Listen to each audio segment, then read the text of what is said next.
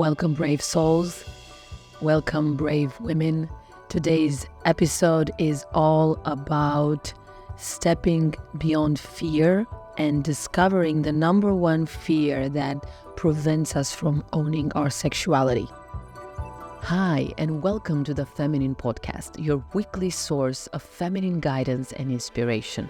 I'm Juana Stojanovic, CEO and founder of the Feminine Platform, transformational coach, and a rite of passage facilitator. Here at the Feminine Podcast, we view every woman's life as a canvas, each stroke filled with stories that shape and empower you. Join me in this unique journey as we explore the rich tapestry of emotions, passions, and profound questions that we encounter on the feminine path. This isn't just a podcast. It's a sacred space where your voice matters, where healing and inspiration unite. We're a community of curious, powerful, and passionate women come together to trailblaze what it means to live a feminine embodied life. Are you ready to embrace a life filled with passion, create from the depths of your heart, and fully embody the essence of the feminine? Look no further. You found your sanctuary.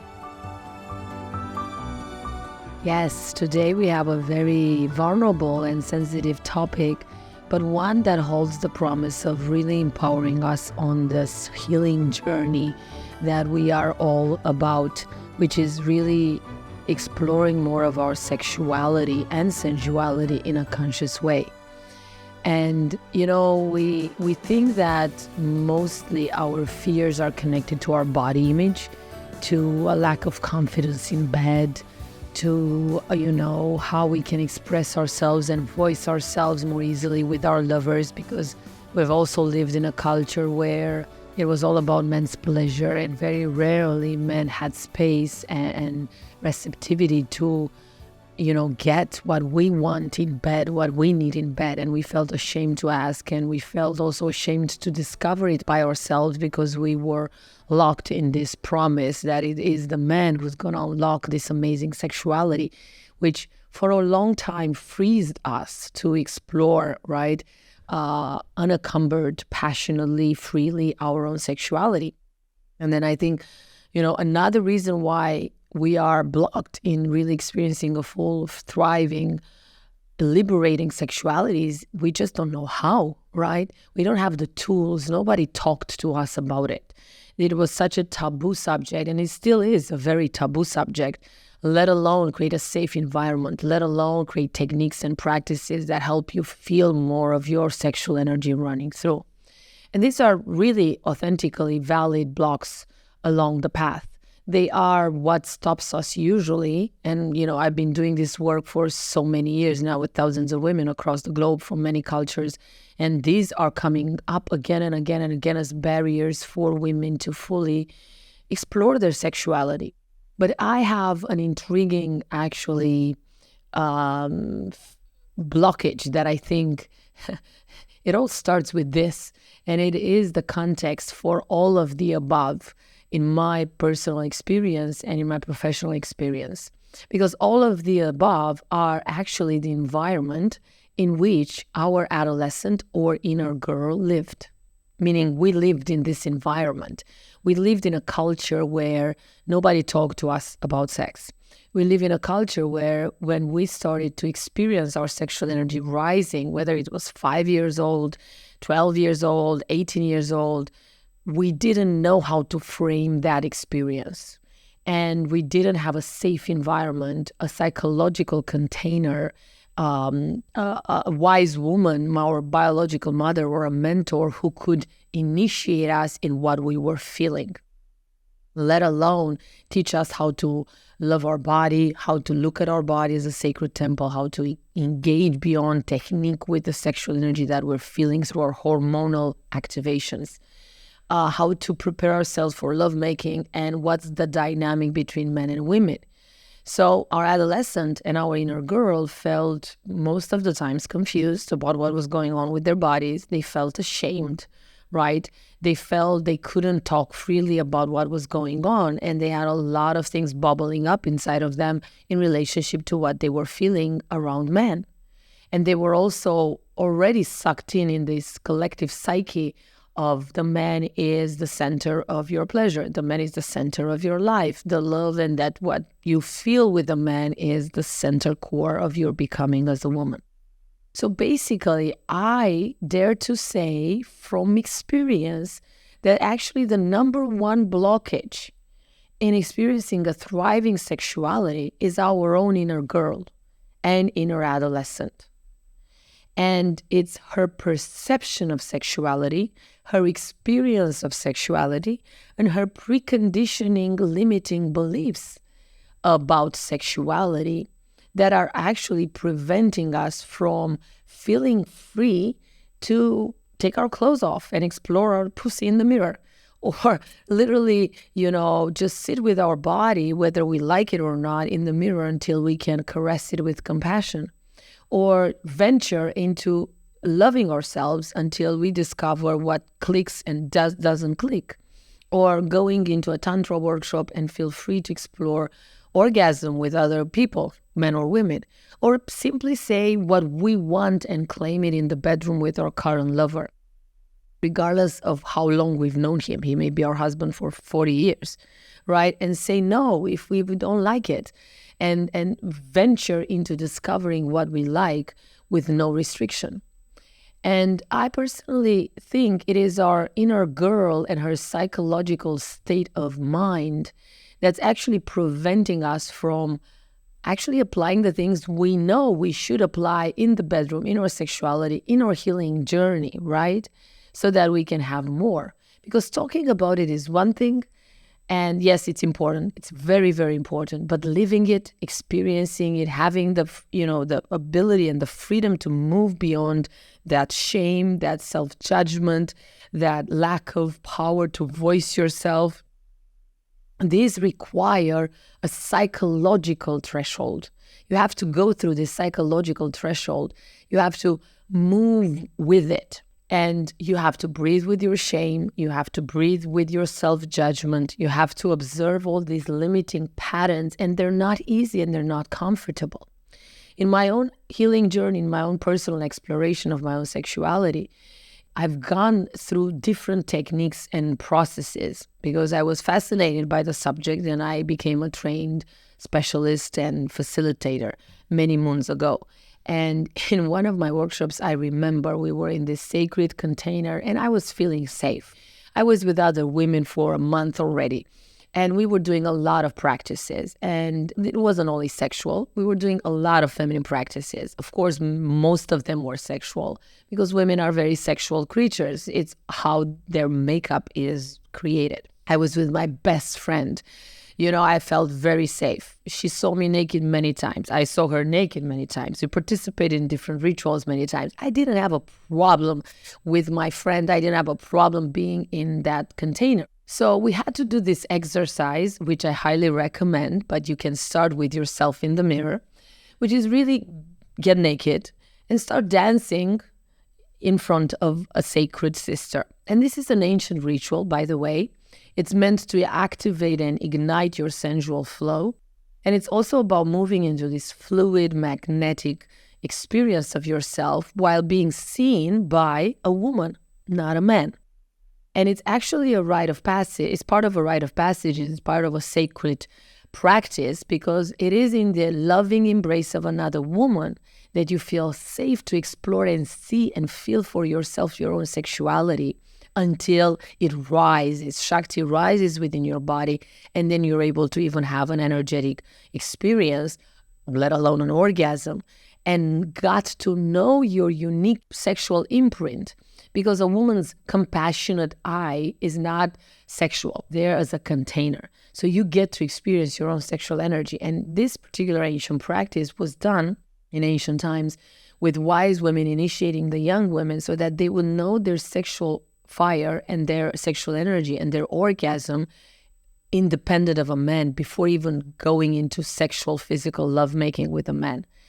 It was how they would train women to be confident and know their heritage and know who they were and then become initiators for men, right? So exactly the right way to do it.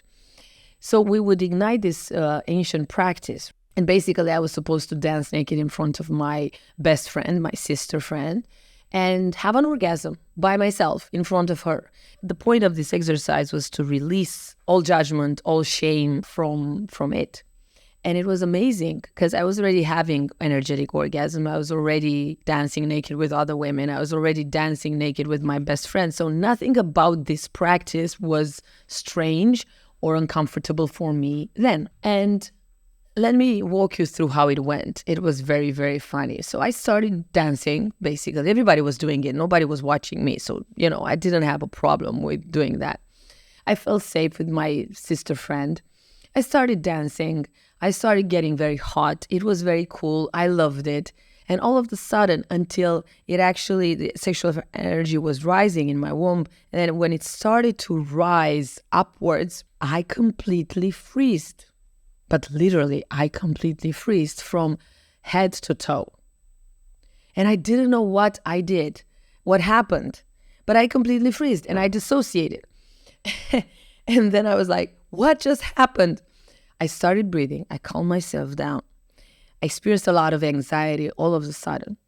And then I was like, okay, let's breathe. Let's take it back. My sister was, what's happening? I don't know, but let's just breathe with me for a while. I calmed myself down. I started playing around with my body, dancing a little bit, shaking a little bit so that I tune in again. I started tuning in again. I started feeling, the energy rising up until my solar plexus, and boom, I freezed again. And I did that 3 times in a row, and I freezed again. And all of the sudden, this triggered a huge fear in my body. And I started paying attention. And I was already working deeply and for a long time in my personal journey as a facilitator. So I felt into this fear. And I started tuning into the fear, and I saw her, my little girl, being totally scared shit about everything that was going on. So I realized in that moment something amazing, which actually was, at the very root core of all my programs that I developed later on around sensuality and sexuality. It was this huge insight that what was putting me down, what was keeping me away from the power of my sexuality was the fear of my inner girl. And it wasn't an emotional fear. It wasn't an energetic fear. It was a psychological fear. This part of me psychologically was too afraid of Shakti's fire. It was too intense for her. And she would lose control. And she didn't have a framework for this experience. Because nobody, when I was little or when I was a little bit older as an adolescent, told me about sexuality. So we have these very primitive emotions that can get triggered the moment we venture into new psychological and energetic territories. And it's not just sex, but we're talking about sex today.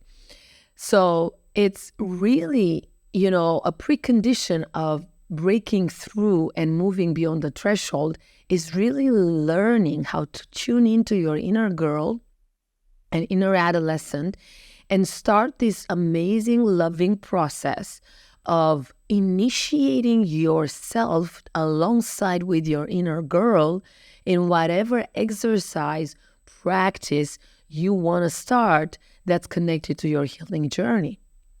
And I stopped the practice. I didn't went into the practice anymore. I hugged my inner girl. I told my sister, I need to heal my inner girl's anxiety right now, and I want you to just be with me like a mother, hold this maternal space for me. I'm stepping into this, inner connection right now with my inner girl. And I embraced my inner girl in that moment. And I started talking to her like I would tell a story to a young girl about what was happening, about the sexual energy, about what we're doing there and why we're doing it, why she shouldn't be afraid because I'm with her. While it's not about her changing or growing up, it's about her letting me as a woman grow up and explore something that may be not of interest to her, but something that she doesn't have to pull away or pull back or against, and she can stay in her fairy tale dimension with her unicorns and play magic all day long and let the woman me, the adult, explore something different than what she thinks or what she wants and what she needs. And it was through this storytelling that my inner girl relaxed, and all of a sudden, I was making psychological and energetic room for the woman. And then when that birth happened, it was very natural for me to incorporate one technique after another and play with it and explore it together with my adolescent and really go into this school, this initiation process of figuring out what we do with the sexual energy once it's activated. So most of the times what happens psychologically in our sexual process, it's not about the technique. The technique is easy and we mentally know most of the things we want to do or we can learn about them. It's easy. Especially today, there's so much information in the market. But it's not about that. The sexual fire of Shakti is very, very intense. The moment it gets triggered, we need to psychologically and psychically get prepared for it.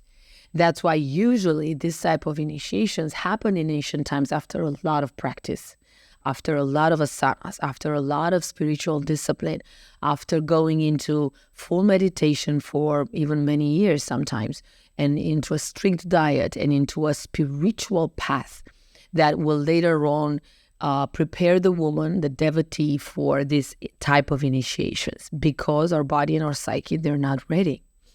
Actually, it is the inner girl who is blocking your availability to move beyond the shame, who is blocking your voice to say what you want in the bedroom to your lover, who's blocking the way of you actually applying everything we're sharing or everything you've learned about your sexuality, right?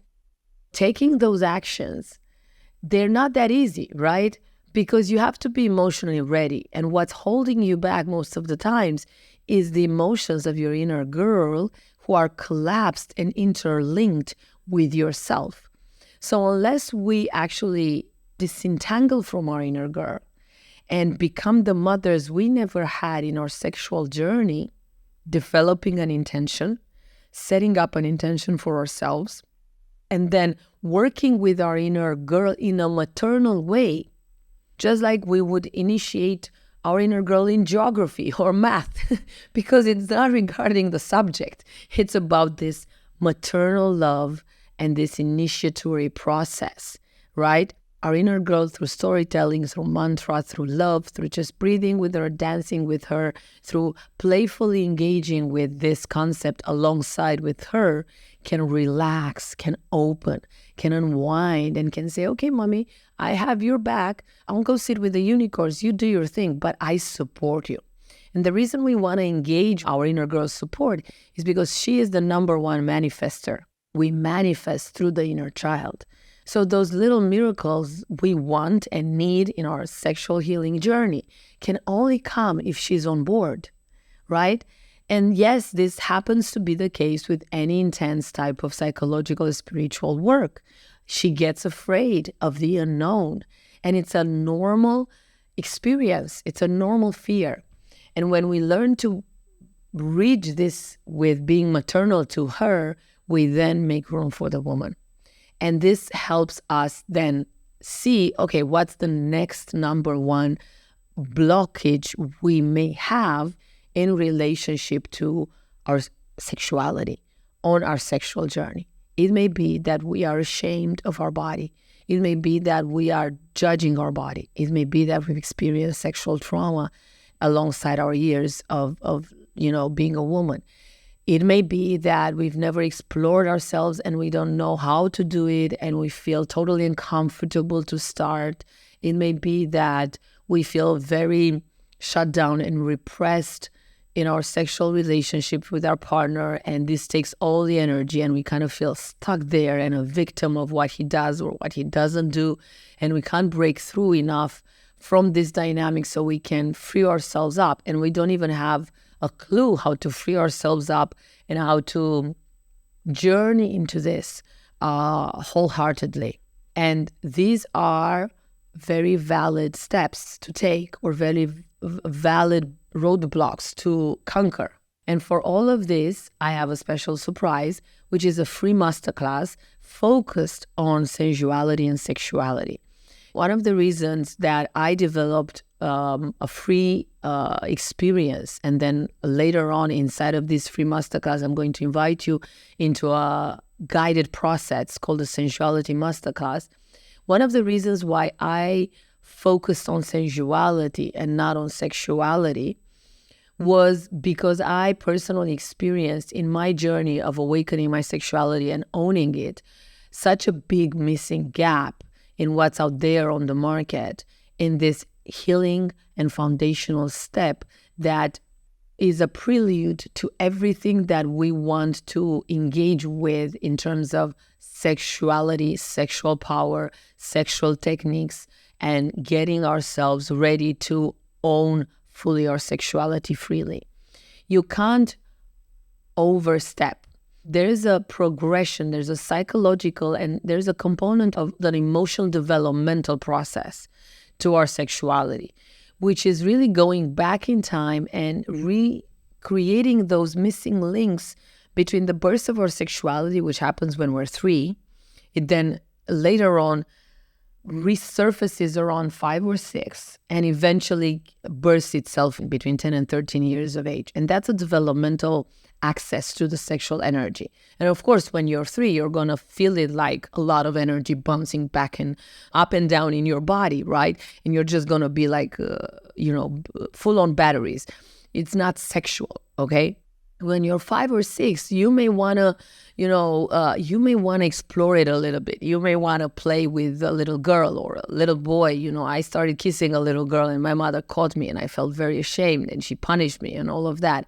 And because of this incident, I thought I was a lesbian and I had to really figure out if I'm not or I am. I'm not. But, I was exploring, and there's nothing wrong with that, right?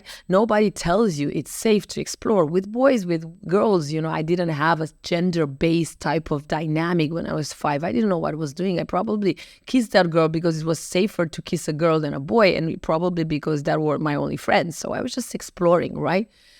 And, it actually starts around 10 to 13, the birth of our full sensuality, not sexuality, because we're still innocent at 10.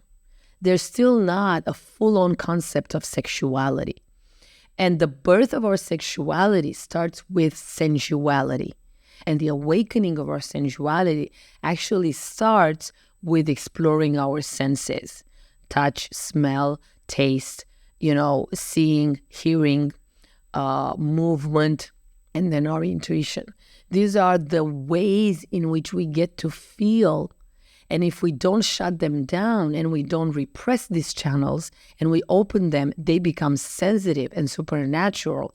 And they are the bridge between the seen and the unseen world. And this is how we awaken to this consciousness and expansiveness of feeling and seeing the energy moving around all the living things that are within us and around us.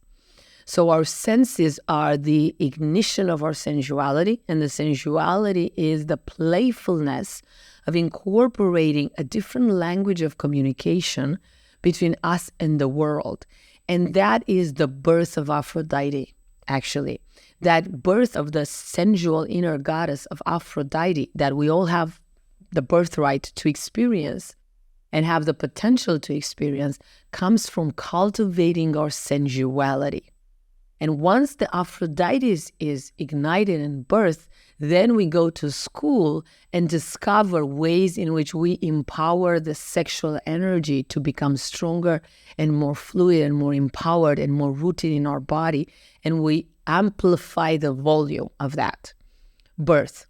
So it starts with sensuality.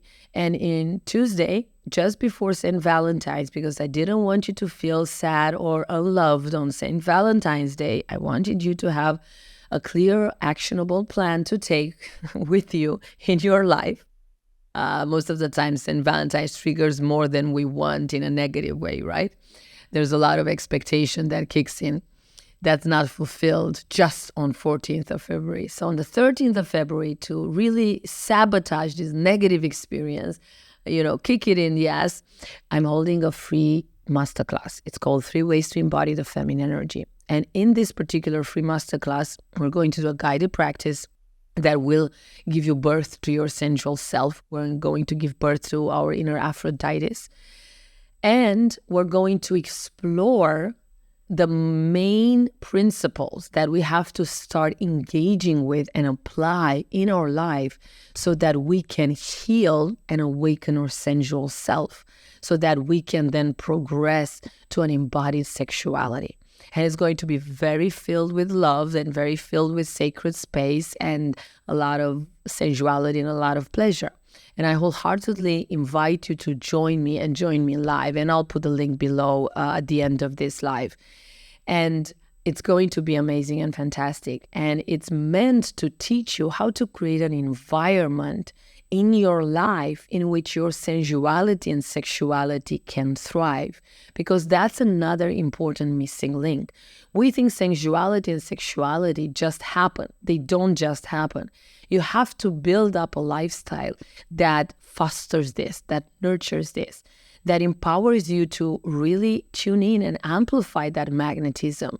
And I'm walking you through all of that in this 3 Ways to Embody the Feminine Energy Masterclass. So it's really packed with a lot of information, a lot of nurturing support for all of us, guided meditation. Plus, during the webinar, if you want to go forward, I have a guided process called the Sensuality Masterclass. It's a 21-day process that functions and acts like a rite of passage. And it's meant to help you just deal and implement everything we've been talking in this beautiful live conversation. So, can't wait for our questions now. Who would like to share about her journey with the inner girl or her journey with her sexuality? And what do you want as coaching from me today about this subject? Who would like to join us live? Inger, let's go. Okay, now, can you hear me now? Yes. Okay, I realized, so sorry if I'm not steady in English, so I'll try to do my best. Lately, I come to realize that the inner girl in me is reacting from emotions like girls, like children are. They are full of emotions and feelings. So I come to kind of realize this and also think about me as a grown-up. I have to use my logic and knowledge and support her in that way and just explain, So a child is reacting from emotions. I come to realize this. That's very important for me to remember that, a child is acting like a child, from emotions. But a grown-up woman can use her logic and knowledge and kind of balance it kind of way, as you say. Yes, I think you're pointing on something very profound, because we need to understand that our reactions are emotional, and the way we can deal with this overreactivity, over-emotional space is just by being with this childlike nature in us, breathe with it, and calm it down like a mother. It's okay. Take a breath. It's fine. Just like we would do with the tantrum 4-year-old, right? When they are in this very charged, intense emotional state, there's nothing you have to do. Just breathe with them, hold space for them until their emotionality fades away. And then you explain to them calmly what's going on and what they should be doing. And it's a way of regulating children, right? And I think we have the same need in those moments when we are very emotional and very intense, and we shouldn't judge ourselves for it. We just have to be patient and bring that maternal, loving, calm, logical person in us who can just hold this part that's very reactive, very emotional. Very spot on, Inger. Mm-hmm. Thank you. So it wasn't a direct question, it was just a realization after I've been listening to you for a while. So thank you for that. It's absolutely amazing. I love it. Yeah, thanks. So I have a question that I think is very important for most of us, right? Actually, 2 questions to explore and feel free in my sensuality, I would love to feel free from the judgment of my partner and have the power to express my desires and my needs without fear. I fear I won't be accepted and I will feel rejected. And I also want to enjoy my sensuality without feeling the duty to satisfy the other, pay attention to his pleasure, more important than mine, and really start to focus more on myself and my own pleasure. I'm afraid of my partner's reaction if I follow my creativity and my instinct. And I think this is talking to something that's very important for all of us to become aware of. We have this conditioning for so many centuries that our bodies and our sexuality has been there to serve men's pleasure. And this is not just in us, in our collective psyche, it's also in men's collective psyche. I never participated in this workshop, but somebody, a friend told me about this incident where there was this man, right? And it was actually in Romania, in my home country, which is a very patriarchal society, right? And there was this Chinese master who came in and wanted to teach everybody about Qigong and sexuality and Tao and awakened energy.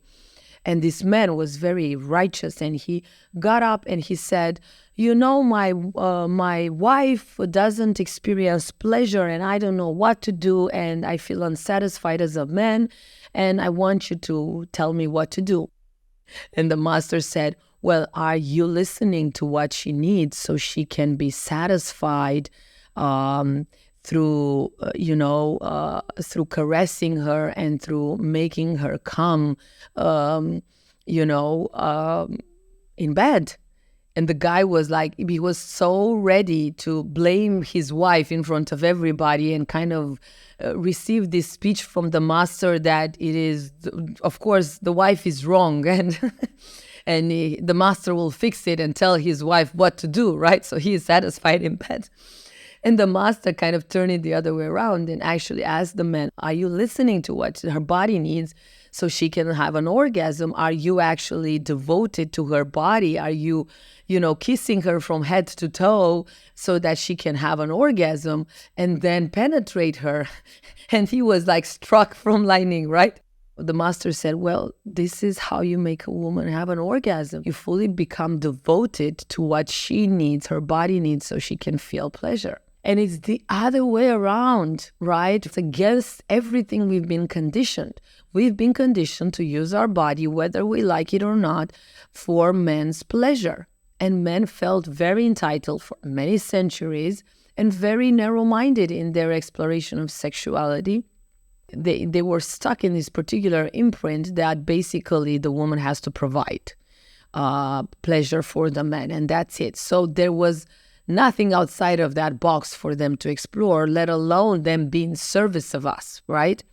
So that's a very strong energetic pattern that most couples do experience. And men experience it in one way and women experience it in another. So when you want to break free and feel more alive and more free in your sexuality with your men, there's a lot of resistance that's coming up.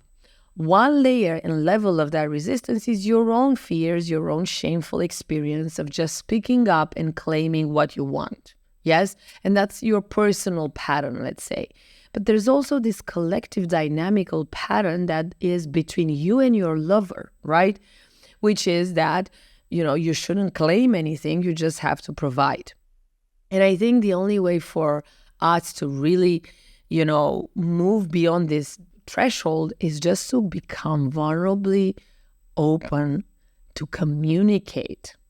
And not in the bedroom, outside of it, in a safe container. It's like, listen, I want to explore something new. I feel this, what you feel, and I want this, what you want. And I would love if we could give ourselves permission to engage with what we would like to experience more sexually with one another. And, I would invite my partner to also think what he would want to explore sexually with me, as I will share what I want to explore sexually with him.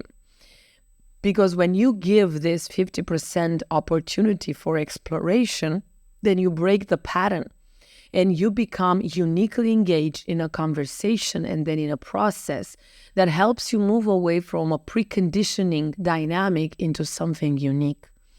And the reason why I'm guiding you to do it outside of the bedroom, like a talk, like you would talk about any other intimate subject of your relating, is because, talking is healing. And that's kind of like a session of therapy for both of you that you ignite, right? And then whatever will come through out of that will get played out in the bedroom eventually, organically, naturally, and spontaneously, because it will move the energy. It will move your emotions. And emotions are very linked to our sexuality. So when we start talking, we start moving our emotions open up, we start engaging emotionally, and that also engages us sexually. And then we don't have to, really process it that much. We just have stirred up and put in motion something unique, vulnerable, that has created a different experience, a different dynamic in our relationship. And I think for women, stating and coming back to this statement, I give myself permission to explore my sexuality freely of men, is refreshing, rejuvenating, healing, and very empowering. And I think an important aspect is put your, walk the talk, put your money where your talk is actually taking action. Not just sitting with this mantra and telling it to yourself, but literally take action. Explore your sexuality beyond bedroom, beyond sex with your partner. Really explore yourself. Have a nice bathroom, touch yourself from head to toe, not necessarily sexual. Just visualize and feel your body. Feel the curves of your body. See what tickles you, what makes you laugh, what stirs you on. It doesn't have to move into self-lovemaking, but I would definitely encourage it. It's just about exploring this sensuality, this pleasure-based type of lifestyle. And then another amazing practice that works well to decondition shame, judgment about our bodies, and really allow us to move through whatever patterns we have to breathe with and connect with, that we have to let go so that we can be more free with our sexual energy and our sexuality, is really slowly, progressively create a 21-day ritual where we look naked in the mirror and we caress ourselves, but we don't caress it sexually. We caress it with compassion, as if we are awakening the whole body through the touch. And we're watching ourselves in the mirror. It's like a sacred ancient ritual of awakening this amazing temple that's our body, allowing for Shakti to feel free to move upward into this safe container. So we are moving into a sacredness. We're moving into an awareness. We're moving into a connected experience with our own body, and through the body with our own sexual energy. So that's how I would break it down and start engaging with this space. Another question, pretty much in the same lane. I like to feel more and absolutely, without doubt, feel into the power of my feminine essence. This means for me, above all, feel well in my body, desirable and worthy of love. I want to feel confident with younger men and not judged by other women. Our confidence and our judgments, or our fear of judgments, have nothing to do with the other people around us. Our confidence stems from our deep connection with our own magnetism. It's a side effect of feeling and tuning into your inner Aphrodites. And inside of feeling that sensual flow, the judgments of others, you won't care. You'll feel so good about your inner goddess. You'll feel in such an amazing way that you won't really care what other people think. You won't be absorbed by this pressure or these judgments, because you're more interested and tuned into what's bubbling up inside of you, which is erotic, it's alive, it's passionate, it's magnetic. So it's about tuning into that and letting go of this, experience of shame and judgment. This experience of shame and judgment is your inner girl and your inner adolescent.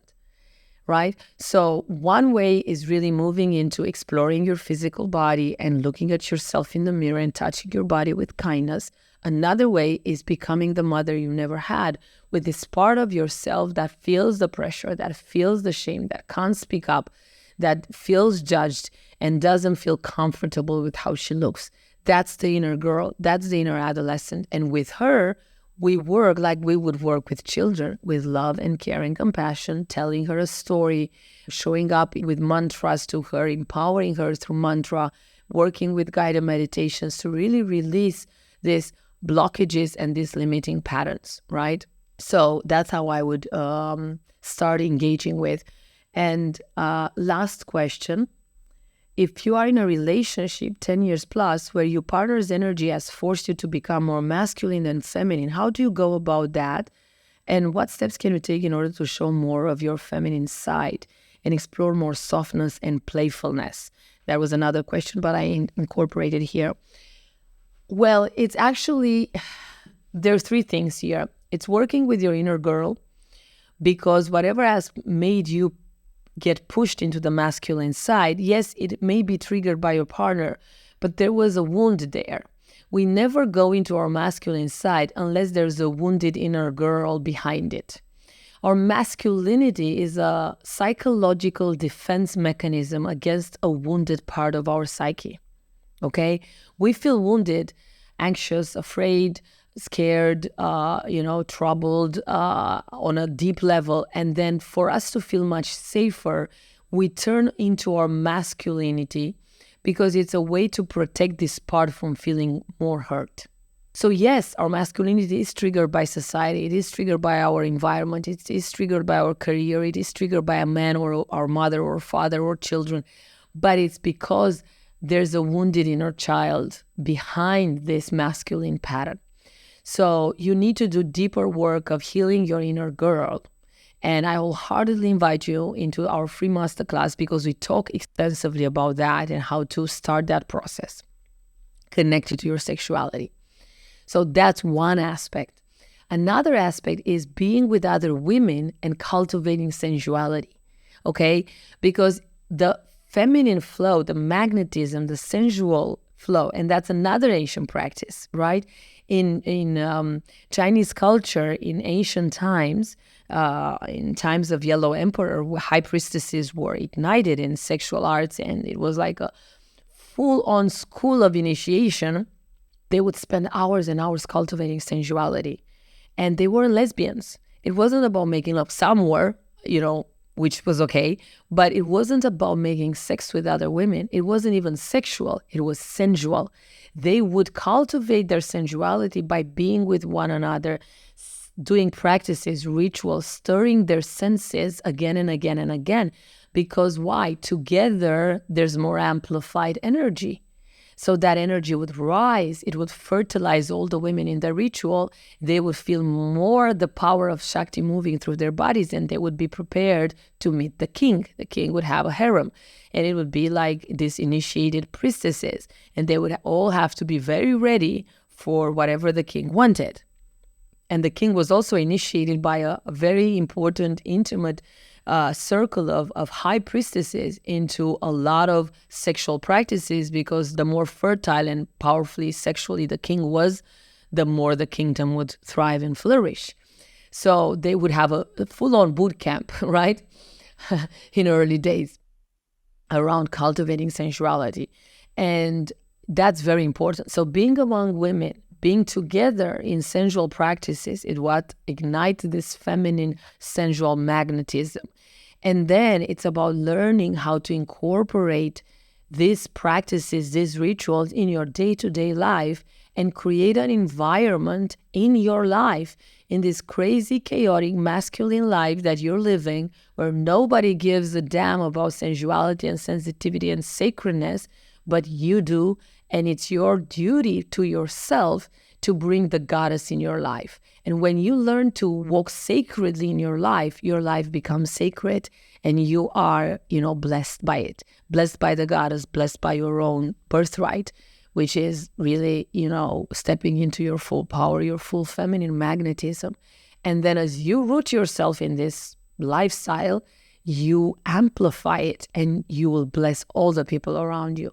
You're not only not getting triggered in a masculine by your husband or your partner plus 10 years, you will be so feminine that he will shift the dynamic and he will move into his own masculine without, asking you of anything else, and he will follow your feminine magnetic way, because you are now rooted, because you have now developed an environment within and outside of you in which your magnetism is now flourishing and thriving.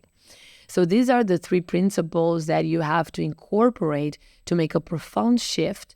And it's possible and available for all women, regardless of their age, regardless of their experience, even if they've experienced horrific sexual events that have left them scarred and traumatized, or, they've been numbed for many years or their whole life.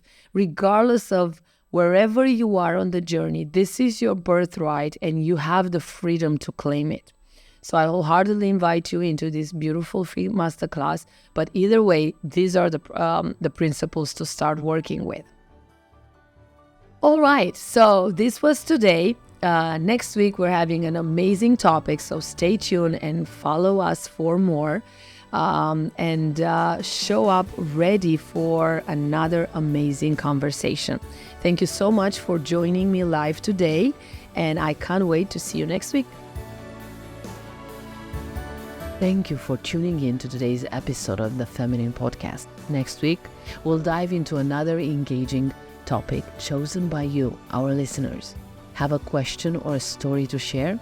Check the description box below and send it our way. And before you go, make sure you hit the subscribe button so you won't miss out on our next episode.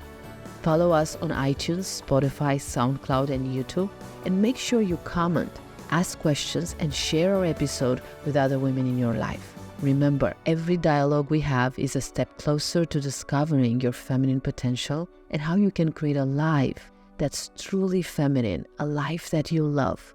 Catch you next week.